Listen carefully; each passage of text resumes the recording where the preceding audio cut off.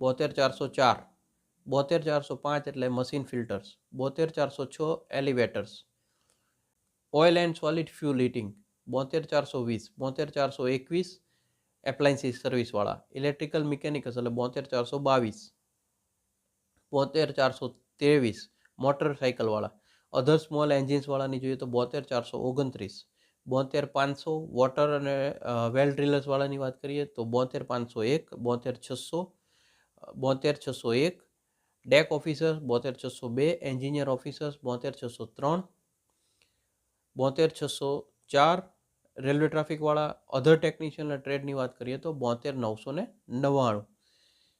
આ સિવાયની જો વાત કરીએ તો એનઓસી કોડ ગ્રુપની જો વાત કરીએ 82 વાળાની હવે વાત આવશે. સુપરવાઇઝર્સ એન્ડ નેચરલ રિસોર્સિસ વાળાની વાત કરીએ જ્યાં આગળ એનઓસી કોડ 82,010, સુપરવાઇઝર માઇનિંગ વાળાની જો વાત કરીએ 82,020, 820-21 એટલે કોન્ટ્રાક્ટર અને સુપરવાઇઝર છે. ગેસ ડ્રિલિંગ વાળા છે.